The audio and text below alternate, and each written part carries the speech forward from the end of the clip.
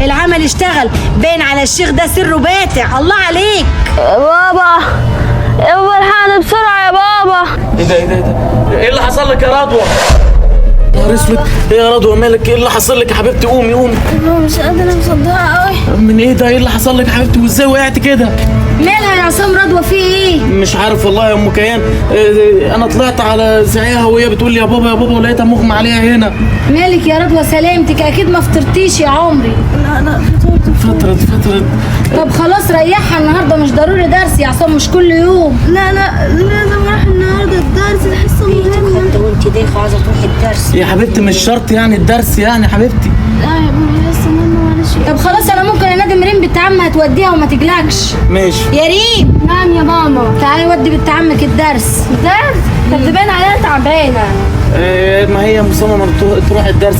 خلي بالك منها يا ريم، خلي بالك منها يا ريم. حاضر. يلا يا حبيبتي. على مالك عليها. خير ان شاء الله.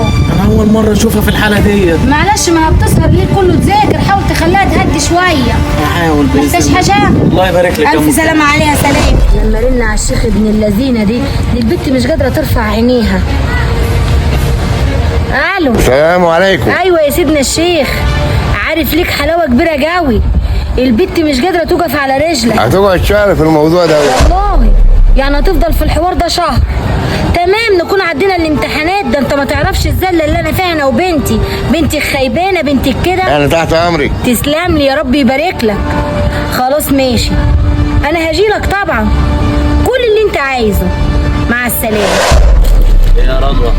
ايه يا حبيبتي عملتي ايه في الامتحان والدرس؟ ما عملتش حاجة، سقطت، ما حلتش حاجة. يعني ايه سقطت يا رضوى؟ انت هتستقبل ده اول مرة تحصل. اعمل ايه؟ سقطت، ما سقطتش يعني. عملت ايه؟ ده ذنب. اعمل ايه انا دلوقتي؟ يا حبيبتي ما انت كنت بتذاكري، ايه اللي حصل؟ سقطت، ما اعرفش اعمل ايه والله، ما عملتش اكتر. طب سيبك من الصوت والنجاح، انت عامله ايه في الدوخة؟ لا بقيت كويس. انت مش شايف ده زي الحصان؟ عايز ايه اكتر من كده تاني؟ يا رضوى التراش اللي انت بتطرشيه من بوقك ده في ايه؟ ايوه، انت عايز ايه مني تاني؟ مش عايز منك يا رضوى. خلاص اسكت بقى.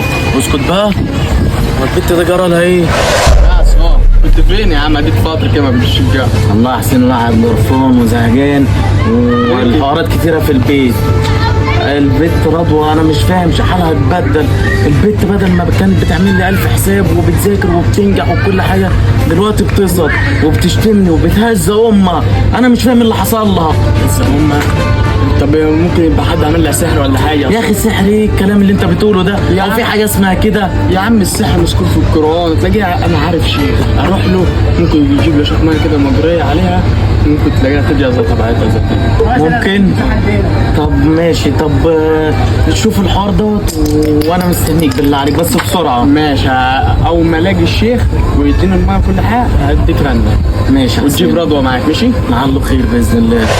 ربنا يجعل الشفا في الميه دي. رايح فين يا عصام؟ انا رايح ازي رضوى من الميه ديت. ميت ايدي يا عصام. دي ميه مبروكه، الشيخ قاري عليها لما حكيت له على اللي بيحصل لرضوى والتغيرات اللي حصلت لها دي. يا عم انت بتصدق في الكلام دوت؟ ده جهل وتخاريف يا عم الحاج. بس يا عم المية دي. يا حبيبتي انا هروح اشربها لها وجهل وتخاريف فيها يا ام كيان. ده السحر والحسد مذكور في القران. ايوه. استاذنك بس الحق اشرب رضوى. روح يا اخويا روح. يا نهار اسود، هنعمل ايه يا ماما دلوقتي؟ هترجع احسن مني. ما يروح يسقيها. اللي جايه عندي انا، هتشوف امك هتعمل ايه ولا يكون عندك فكر. يلا.